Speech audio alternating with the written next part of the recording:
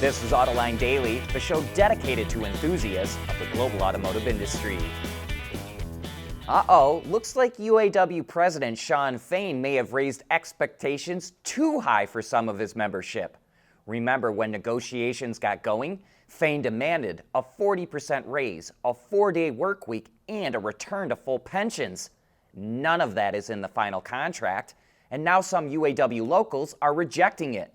Workers at GM's Flint Assembly, Pontiac Stamping, Marion Stamping, and Romulus Engine rejected it.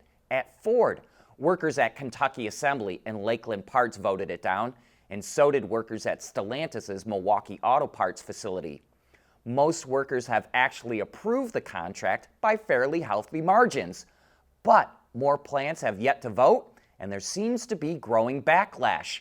Some militant workers want Shawn Fain to go back to the bargaining tables and get them more of what he said he was going to get them. So, are sales of EVs really slowing down or not? Well, the numbers tell a mixed story. Wards reports that in the U.S., over 313,000 EVs were sold in the third quarter, the first time they've ever exceeded 300,000 units for a quarter, and they were up 50% from a year ago. And for the year, EV sales will top 1 million units, probably before Thanksgiving. Even so, sales slowed dramatically from the second quarter to the third. They rose less than 1%. And that's why you're hearing about automakers delaying plans to build more EVs. Though sales are still strong, they're worried about that slowdown.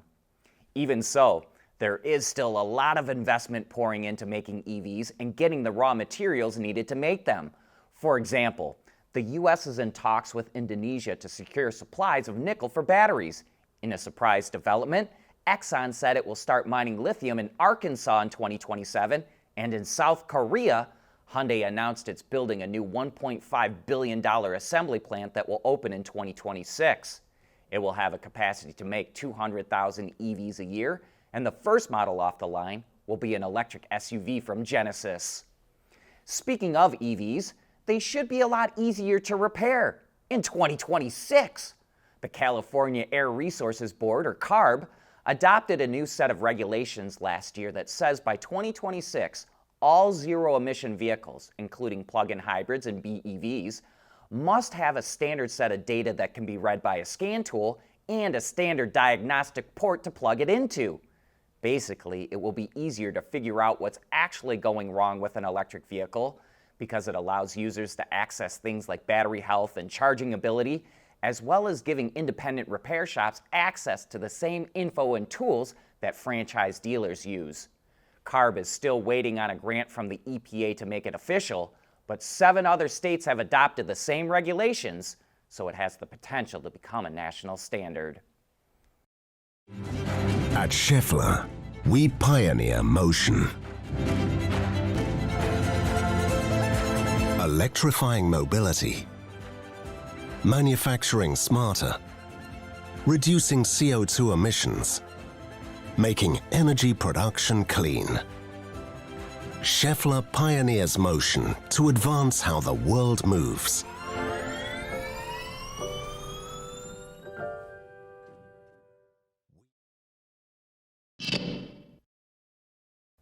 The German supplier Continental announced it's slashing thousands of jobs at its automotive division worldwide in order to cut costs. While the company didn't reveal how many jobs it's cutting, Germany's Manager magazine reports it will be 5,500.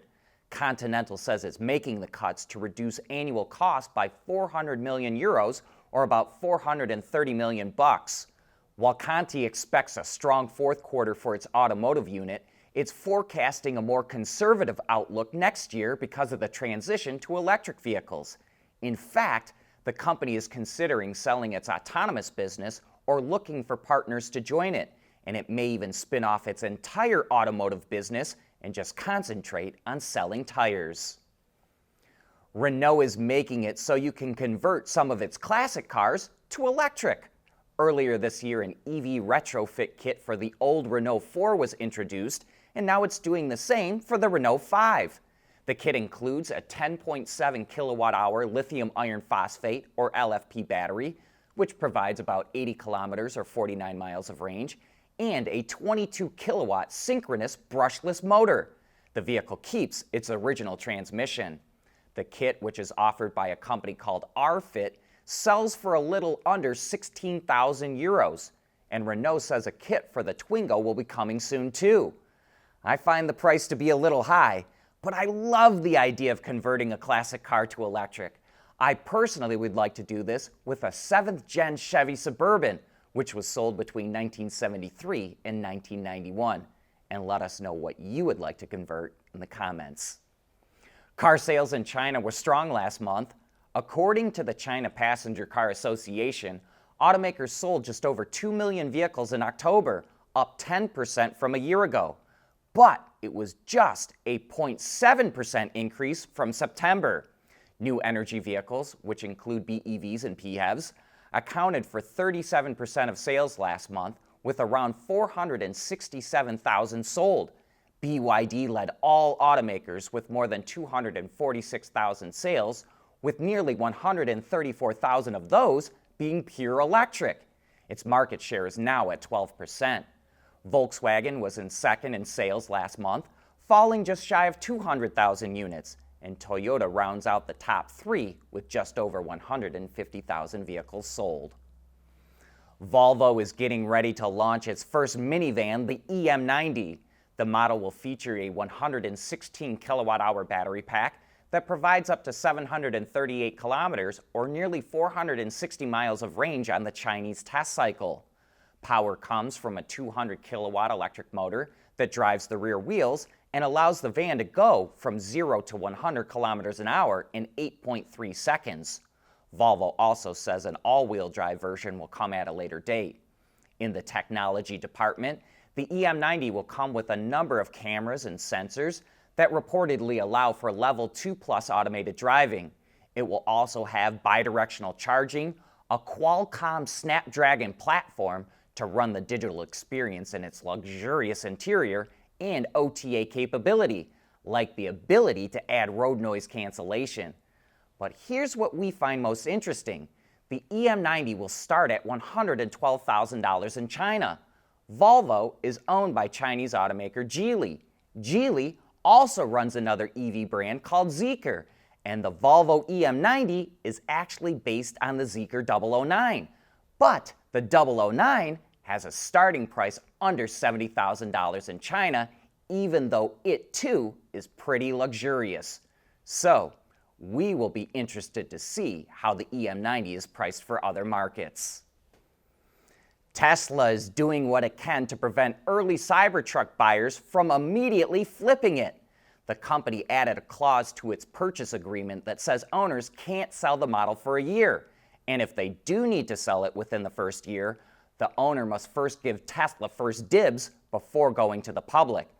But if an owner sells a Cybertruck without telling Tesla, the company can sue them for $50,000 or more, and it may refuse to sell them any vehicles in the future. Tesla isn't the only automaker that's done this. Ford had a similar clause with the GT, and GM did the same with the Hummer EV. And if you haven't done it yet, check out the new Autoline website. We've got a far cleaner design that is especially mobile friendly, so you can catch our latest news and reports wherever you're on the go. But that brings us to the end of today's show. Thanks for tuning in.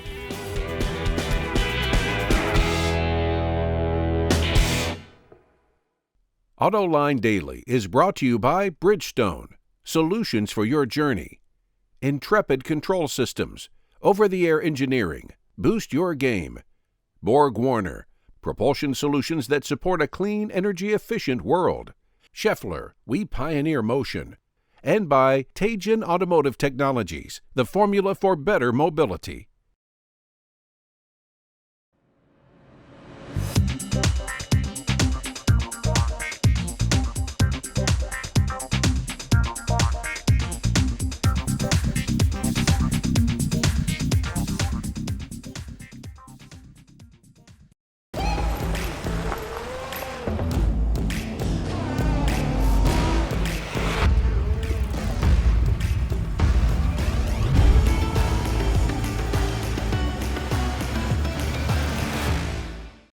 at Teijin Automotive Technologies, we combine world-class composite materials expertise with cutting-edge designs because, frankly, there are better ways to lightweight vehicles. So lighten up with Teijin Automotive Technologies, the formula for better mobility.